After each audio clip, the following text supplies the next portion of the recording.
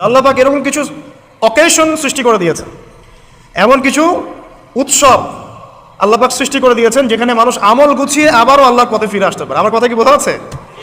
ঠিক এরকমই একটা উৎসব হচ্ছে, একটা অকেশন হচ্ছে আমলের উৎসব, সেটা হলো এই জিলহজ মাসের প্রথম 10 দিন। এই জিলহজ মাসের প্রথম 10 দিন সম্পর্কে আল্লাহ পাক সূরা ফজরের মধ্যে শপথ করেছেন, ওয়াল ফাজরি, ফজরের কসম, ওয়া লায়ালিন আশর, এবং এই 10 রাতের কসম। এই 10 রাত বলতে এখানে জিলহজ মাসের এই 10 দিন এবং 10 রাতকে বোঝানো হয়। এর ফজিলত সম্পর্কে নবী সাল্লাল্লাহু আলাইহি ওয়াসাল্লাম একটা হাদিসে বলছেন, সহিহ বুখারী হাদিস, আনাস রাদিয়াল্লাহু আনহু ইবনে আব্বাস রাদিয়াল্লাহু আনহুমা থেকে বর্ণিত, নবী করিম সাল্লাল্লাহু আলাইহি ওয়াসাল্লাম বলেছেন যে মা মিন আইয়ামিন আমালু সালিহু ফীহিন্না আহাব্বু ইলাল্লাহ মিন হাযিহিল আইয়ামিল আশরা।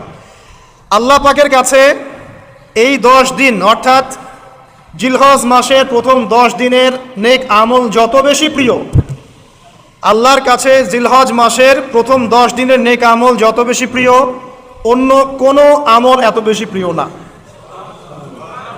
অন্য কোনো আমল, এটা বুঝতে গিয়ে সাহাবায়ে কেরাম প্রশ্ন করছেন, ক্বালু, তারা বলছেন, ইয়া রাসূলুল্লাহ, হে আল্লাহর রাসূল, বলুন সাল্লাল্লাহু আলাইহি ওয়াসাল্লাম, ওয়ালাল জিহাদু ফি সাবিলিল্লাহ, আল্লাহর পথের জিহাদও কি নয়?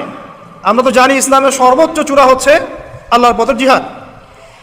তো নবী সাল্লাল্লাহু আলাইহি ওয়াসাল্লাম বলছেন, ওয়ালাল জিহাদু ফি সাবিলিল্লাহ, আল্লাহর পথের জিহাদও নয়, আল্লাহর পথের জিহাদও নয়, ইল্লা, তবে ওই ব্যক্তির কথা ভিন্ন, রাজুলুন খারাজা বিনাফসিহি ওয়া মালিহি ফালাম ইয়ারজি মিন যালিকা বিশাই, কোন একজন ব্যক্তি যে তার জান এবং তার মাল নিয়ে আল্লাহর পথে বেরিয়ে গেছে, তারপরে কোনো কিছু নিয়ে সে ফিরে আসতে পারে নাই, মানে সে শহীদ হয়ে গেছে, এই ব্যক্তির কথা ভিন্ন। কিন্তু অন্য যে কোনো দিনের আমলের চাইতে এই 10 দিনের নেক আমল আল্লাহর কাছে সবচেয়ে বেশি প্রিয়। তাহলে আমরা বুঝতে পারলাম, আমরা যে 10 দিনে এখন বসবাস করছি, জিলহজ মাসের আজকে কয় তারিখ?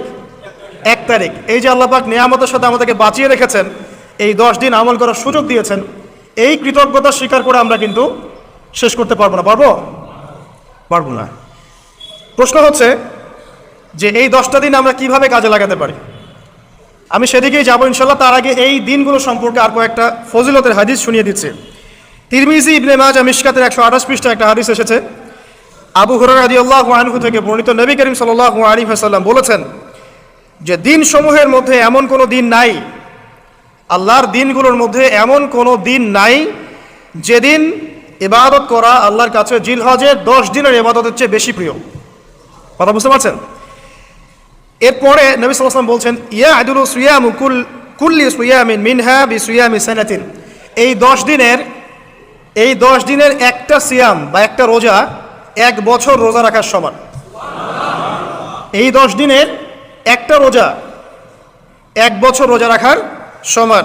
ওয়া কিয়ামু কুল্লি লাইলাতিন ফিহা বিকিয়ামি লাইলাতুল কদর, এবং এই 10 রাতের এক রাতের কিয়াম লাইলাতুল কদরের কিয়ামের সমান। আর আমরা জানি লাইলাতুল কদর সম্পর্কে আল্লাহ পাক কি বলেছেন, লাইলাতুল কদরি খায়রুম মিন আলফি শাহর, 1000 মাসের ইবাদতের চেয়ে উত্তম। তাহলে আমরা বুঝতে পারছি যে এই 10 দিন 10 রাত কি আমল করতে হবে, এই হাদিসটা বলে দিচ্ছে, সিয়াম এবং কিয়াম। 10টা সিয়াম না পড়েন, অ্যাটলিস্ট 3টা সিয়াম পড়া যাবে ইনশাআল্লাহ। পড়া যাবে না? একটা সোমবার পাবো সামনে আমরা, ওটা রাখা যাবে ইনশাআল্লাহ। একটা বৃহস্পতিবার পাবেন, সেটাও রাখা যাবে ইনশাআল্লাহ। আর আরাফার সিয়াম পাবেন ইনশাআল্লাহ। আরাফার সিয়াম রাখলে আগের 1 বছর, পরের 1 বছর, 2 বছরের গুনাহ মাফ হয়ে যাবে ইনশাআল্লাহ আযজা ওয়া জাল্লা। আর কিয়াম সম্পর্কে আমি সামনে বলছি ইনশাআল্লাহ তাআলা। এরপরে বাইহাকির একটা বর্ণনা আছে যে জিলহজ মাসের প্রথম দশকের রাতে, জিলহজ মাসের প্রথম দশকের রাতের প্রত্যেকটা নেক আমলকে 10 দিয়ে গুণ করা হয়, 10 গুণ বৃদ্ধি করা হয়। সুবহানাল্লাহ।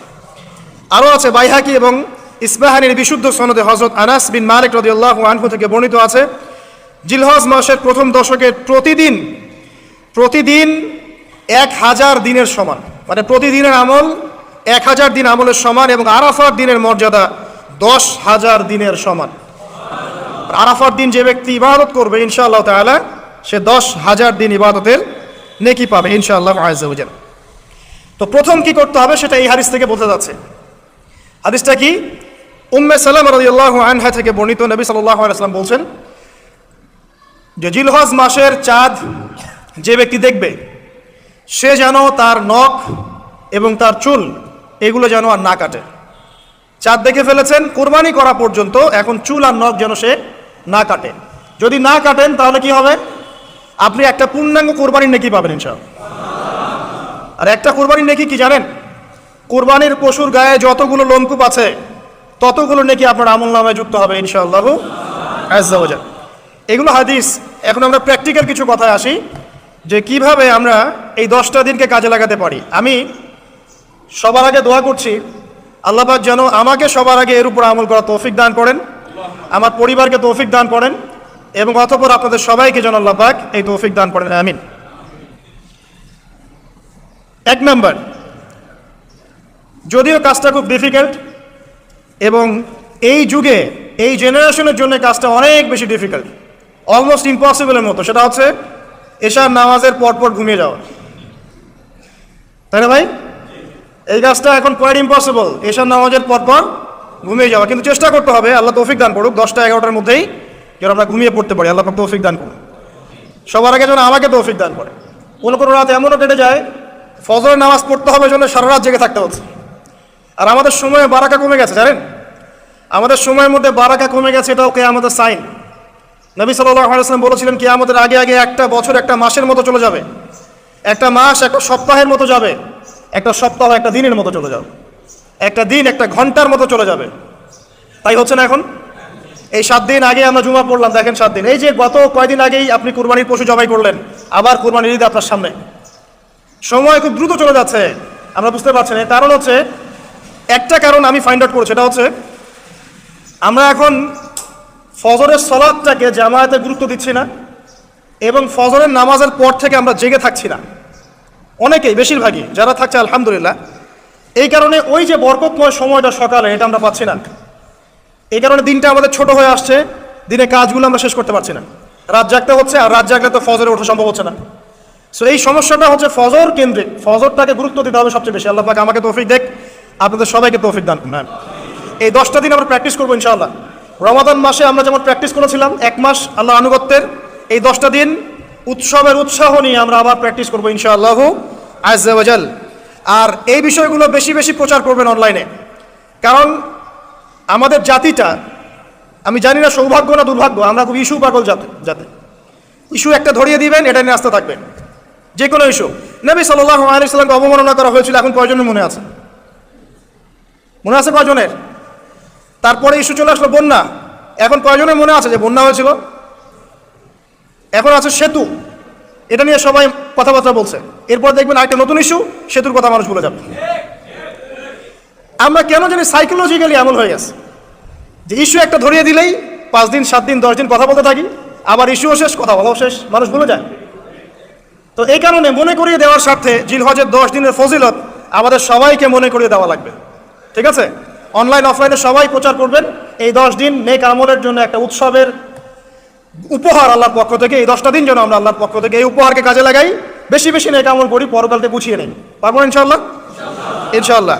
প্রথম কাজ, আর্লি ঘুমিয়ে যাওয়ার চেষ্টা করা। 2 নাম্বার, ফজরের নামাজের মিনিমাম আধা ঘন্টা আগে ঘুম থেকে ওঠার চেষ্টা করা। ফজর নামাজ কয়টা আপনাদের এখানে? 4:30টায়। 4টা বা 3:45টায় ওঠার চেষ্টা করতে হবে। আল্লাহ পাক তৌফিক দান করুন। ওযু ইস্তেনজা করার পরে মিনিমাম 2 থেকে 4 রাকাত নফল নামাজ পড়বে, মিনিমাম 2 থেকে 4 রাকাত নফল নামাজ পড়বে। আমরা জানি যে আমরা নবী সাল্লাল্লাহু আলাইহি ওয়াসাল্লামের মতো তাহাজ্জুদ পড়তে পারবো না, পারবেন? তার 2 রাকাত নামাজে তিনি প্রায় 4 পারা কোরআন তেলাওয়াত করেছেন। 2 রাকাত নামাজে 4 থেকে 4.5 পারা কোরআন তেলাওয়াত করেছেন। আমরা কি পারবো? আমরা পারবো না। মিনিমাম 2 রাকাত নামাজ বা 4 রাকাত নামাজ তো পড়তে পারি। এবং ওই সময়টা হচ্ছে দোয়া কবুলের সময়। আল্লাহ পাক প্রথম আসমানে নেমে আসেন। আল্লাহ পাক কীভাবে নেমে আসেন এটা আল্লাহ পাকের ব্যাপার, এটা নিয়ে আমাদের মাথা ব্যথা ঘামানোর দরকার নাই। আল্লাহ নেমে এসে আহ্বান করতে থাকেন, কারো কি কোনো চাওয়া আছে আমার কাছে? আমি সেই চাওয়া পূরণ করে দিব। কেউ কি অসুস্থ আছো? আমাকে ডাকলে আমি শেফা দিয়ে দিব। কেউ কি আমার কাছে ক্ষমা চাইবে? আমি ক্ষমা করে দেব। কেউ কি আমাকে ডাকবে? আমি তার ডাকে সাড়া দেবো। এভাবে ফজর পর্যন্ত আল্লাহ পাক আহ্বান করতে থাকেন, কিন্তু আমরা আসলে ঘুমিয়ে থাকি। আল্লাহ পাক আমাদেরকে মাফ করে দিন এবং এই নেক সময়গুলোকে কাজে লাগানোর তৌফিক আল্লাহ পাক দান করুন, আমিন। এরপর আমরা চলে আসবো ইনশাআল্লাহ ফজর জামাতে। এবং নামাজের বাহ্যিক মাসআলাগুলোকে নিয়ে বেশি বাড়াবাড়ি করবেন না, অভ্যন্তরীণ বিষয় নিয়ে ফোকাস করেন। বাহ্যিক মাসআলা নিয়ে আমরা যথেষ্ট বাড়াবাড়ি করেছি। অভ্যন্তরীণ যে বিষয়টা আছে, নামাজের আধ্যাত্মিকত্ব, নামাজের রুহানিয়াত, নামাজের মাআরিফাত, আল্লাহকে পাওয়া, নামাজের আত্মশুদ্ধি, ইহসান, এটা নিয়ে বেশি ফোকাস করে। আমরা তর্ক করি হাত বাঁধা নিয়ে, তাই না? হাত বাঁধা নিয়ে, রফুল ইয়াদাইন নিয়ে, আমিন নিয়ে, এগুলো নিয়ে আমরা তর্ক করি। কয়জন তর্ক করেছি যে নামাজে কতটুকু মনোযোগ থাকলো তাই নিয়ে? কোনটা বেশি ইম্পর্টেন্ট? নামাজ যদি মনোযোগই না থাকে, আমার হাত বাঁধা দিয়ে আল্লাহ পাক যা আসে নাই। একটা বাহ্যিক আমল করেছে, আল্লাহ পাক নেকি দিবেন, ঠিক আছে ইনশাআল্লাহ। নামাজের ইহসানটা সবচেয়ে বেশি গুরুত্বপূর্ণ নয় কি? ফাওয়াইলুল লিল মুসাল্লিন আল্লাযীনা হুম আন সালাতিহিম সাহুন, যারা নামাজ সম্পর্কে উদাসীন। তো নামাজে দাঁড়িয়ে যদি আমি সারা দুনিয়ার বিষয় চিন্তা করতে শুরু করি, তাহলে আমার হাত কোথায় বাঁধলাম এটা কি আল্লাহ পাক দেখবেন? আল্লাহ পাক আমাদেরকে বোঝার তৌফিক দান করছে। মূল বিষয় কোনটা সেটা নিয়ে ফোকাস করি। আমরা মুসলিমরা জাতি হিসাবে এখন মূল বিষয়গুলোকে বাদ দিয়ে গৌণ বিষয় নিয়ে বেশি ফোকাস করি। এটা আমাদের অধঃপতনের অন্যতম একটা কারণ। আল্লাহ পাক আমাদেরকে বোঝার তৌফিক দান করুন, আমিন। জামাতে নামাজ পড়ার পরে আপনারা চলে যাবেন না হুট করে, এখানে বসে থাকবেন। বসে বসে তাসবিহ তাহলিল করবেন, জিকির আজকার করবেন। খুব কমন তাসবিহ আছে কিছু, আয়াতুল কুরসি পড়বেন একবার, সূরা ফালাক, ইখলাস, নাস 3 বার করে পড়বেন। তারপর আল্লাহুম্মা আনতাস সালাম ওয়া মিনকাস সালাম তাবারাকতা ইয়া যাল জালালি ওয়াল ইকরাম পড়বেন। আল্লাহুম্মা আইন্নি আলা যিকরিক ওয়া শুকরিকা ওয়া হুসনি ইবাদাতিক পড়বেন। আল্লাহুম্মা ইন্না নাসআলুকা ইলমান নাফিআন ওয়া আমালান মুতাকাব্বালান ওয়া রিজকান তাইয়্যিবান, এটা পড়বেন। দরুদ শরীফ পড়বেন 10 বার। তারপরে পড়বেন রাদিতু বিল্লাহি রাব্বান ওয়া বিল ইসলামি দীনান ওয়া বি মুহাম্মাদিন নাবিয়্যা 3 বার। হাসবিয়াল্লাহ লা ইলাহা ইল্লা হু আলাইহি তাওয়াক্কালতু ওয়া হুয়া রাব্বুল আরশিল আযীম 7 বার। সুবহানাল্লাহি ওয়া বিহামদিহি আদাদা খালকিহি ওয়া রিদা নাফসিহি ওয়া জিনাতা আরশিহি ওয়া মিদাদা কালিমাতিহি 3 বার। তারপরে আর অনেক আছে, বলতে গেলে আসলে সময় শেষ হয়ে যাবে। আমি একটা বইয়ের নাম বলে দেই, এই বইয়ের মধ্যে সব পাবেন, ঠিক আছে? বইটার নাম হচ্ছে হিসনুল মুসলিম। কি নাম? হিসনুল মুসলিম। অ্যাপসও আছে, পকেটে অ্যাপস রাখতে পারেন, পকেট সাইজ বই পাওয়া যায়, পকেটে রাখতে পারেন। নামাজের পরে খুলে খুলে পড়বেন। এগুলো করতে কি আপনাকে কেউ বাধা দিবে? এগুলো করলে কি আপনি সন্ত্রাসী হয়ে যাবেন, মৌলবাদী হয়ে যাবেন, জঙ্গি হয়ে যাবেন? এই আমলগুলো করবেন, ছাড়বেন না, ঠিক আছে? আমল ছাড়বেন না। আমল সেই জিন্দেহি বানতা, একটা কথা আছে, আমল দিয়েই জীবন গঠিত হয়, জীবন গড়ে। আল্লাহ পাক তৌফিক ইনায়াত করুন। আরেকটা কথা বলি, ফজর নামাজের পরে চেষ্টা করেন আধা ঘন্টা থেকে 1 ঘন্টা কোরআন তেলাওয়াত করার জন্য। পারা যাবে ভাই ইনশাআল্লাহ? আবার বলছি, প্রত্যেক হরফে 10 নেকি পাবেন ইনশাআল্লাহ। কোরআন তেলাওয়াত করলে, অর্থ না বুঝেও যদি তেলাওয়াত করেন, প্রত্যেক হরফে 10 নেকি পাবেন ইনশাআল্লাহ। কিন্তু অর্থ না বুঝলে কোরআনের হক আদায় হয় না। আবারও বলছি, আমি যা বলেছি সেটা বলতে আমি দ্বিধা করছি না। আমি বলছি কোরআন তেলাওয়াত করলে প্রত্যেক হরফে আপনি 10 নেকি করে পাবেন। বোঝেন আর নাই বোঝেন, তাফসির বোঝেন আর নাই বোঝেন, অর্থ বোঝেন আর নাই বোঝেন, প্রত্যেক হরফে কি পাবেন? 10 নেকি পাবেন। কিন্তু অর্থ না বুঝলে, অনুধাবন না করলে কোরআন নাজিলের মূল হক আদায় হবে না। কোরআন নাজিল হয়েছে তাদাব্বুরের জন্য, গবেষণার জন্য, কোরআন কেন্দ্রিক জীবন করার জন্য। যদি অর্থ না বোঝেন কেমন করে জীবন করবেন? আর যতটুকু বুঝবো আলহামদুলিল্লাহ, যেটা বুঝবো না ওলামায়ে কেরামের কাছে যাবো, জিজ্ঞাসা করবো, জেনে নিব, সিম্পল। আমি তো সব বুঝবো না, বুঝবো? আমি তো সব বুঝতে পারবো না, যেটা বুঝবো না আলেমদের কাছে জিজ্ঞাসা করে নেব।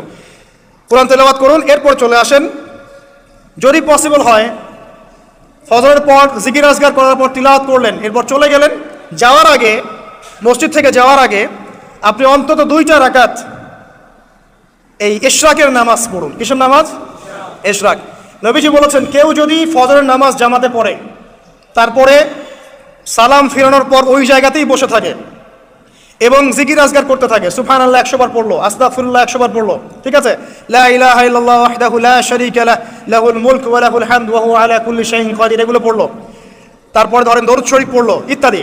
জিকির আজকার শেষ করে সূর্য উঠে যাওয়ার পরে সে যদি 2 রাকাত নামাজ পড়ে, মাত্র 2 রাকাত, সে ফিরে যাবে একটা কবুল হজ, একটা কবুল ওমরার নেকি নিয়ে ফিরবে ইনশাআল্লাহ। আরেকটা নামাজ আছে, যদি পসিবল হয় পড়তে পারেন, 8টা থেকে 10টার মধ্যে পড়ে ফেললে ভালো, এরপরে সূর্য উঠে যায়, সূর্য গরম হয়ে যায়। সেটা হলো আপনার এই চাষ্টের নামাজ, যেটাকে আমরা বলি সলাতুদ দুহা, চাষ্টের নামাজ। আমরা অনেকে রিজিকের সমস্যায় ভুগি না? দারিদ্রতা, রিজিকের সমস্যা, আমাদের অভাব, এই সমস্যা আছে না? চাষ্টের নামাজ যে ব্যক্তি নিয়মিত পড়বে তাকে 2টা ফজিলত দেওয়া হয়। কয়টা ফজিলত? চাষ্টের নামাজ যে ব্যক্তি নিয়মিত পড়ে তার 2টা স্পেশাল ফজিলত। 1, তাকে দ্বীনের জ্ঞান দেওয়া হবে, ইলম মুখস্থ ক্ষমতা দেওয়া হবে, আপনি হিফজ ক্ষমতা বেড়ে যাবে, কোরআন সুন্নাহ মুখস্থ রাখতে পারবেন ভালো ইনশাআল্লাহ, আল্লাহর পক্ষ থেকে বুঝ দেওয়া হবে। আরেকটা হচ্ছে আপনার দারিদ্রতা আল্লাহ পাক দূর করে দিবেন। এগুলো পরীক্ষিত আমল ভাই, এগুলো কোনো গাল গল্প বলছি না, এগুলো পরীক্ষিত। আরেকটা আছে, সূরা ওয়াকিয়া রাতে তেলাওয়াত করেন, সূরা ইযা ওয়াকাআতিল ওয়াকিয়া লাইসা লিওয়াকাআতিহা কাযিবা, এই সূরাটা আপনি তেলাওয়াত করেন, দেখবেন দারিদ্রতা চলে যাবে ইনশাআল্লাহ আজ্জা ওয়া জাল, চলে যাবে ইনশাআল্লাহ। এবার আসুন কোরআন তেলাওয়াত নিয়ে দুটো কথা বলে দিই। কিছু কিছু সূরার কিছু কিছু অংশ মুখস্থ করে ফেলার চেষ্টা করেন। প্রত্যেক দিন এই অংশটুকু আপনি নিজে তেলাওয়াত করবেন। ফর এক্সাম্পল, সূরা বাকারার প্রথম 5টা আয়াত, তারপরে আয়াতুল কুরসি 255 নম্বর আয়াত, সূরা বাকারার শেষের 3টা আয়াত, সূরাতুল আলী ইমরান শেষের 10 আয়াত, সূরা কাহাফ প্রথম 10 শেষের 10, সূরা মুমিনুন শেষের 5-7টা আয়াত, সূরা তাওবার শেষ পৃষ্ঠা, সূরা আহজাবের শেষ পৃষ্ঠা, সূরা ফালাক, সূরা নাস, সূরা ইখলাস, সূরা কাফিরুন, সূরা জিন এর প্রথম 10টা আয়াত, এছাড়া আরও সূরা হাশর শেষের 5-7টা আয়াত। এগুলো মুখস্থ করে ফেলেন, প্রতিদিন এগুলো আপনি চর্চা করবেন, পারবেন ইনশাআল্লাহ। প্রত্যেক দিন যদি কোরআন তেলাওয়াত করেন একটা নেকি আছে, একটা ফজিলত স্পেশাল, সেটা হলো কোরআন কিয়ামতের মাঠে আপনার পক্ষে সুপারিশ করবে। আর কোরআন যার পক্ষে সুপারিশ করবে ইনশাআল্লাহ তাআলা সে জান্নাতে চলে যাবেই ইনশাআল্লাহ। আর কোরআন যার বিপক্ষে সুপারিশ করবে তার কি জান্নাতে যাওয়ার কোনো সুযোগ আছে ভাই? আল্লাহ বোঝার তৌফিক দেখ, আমিন।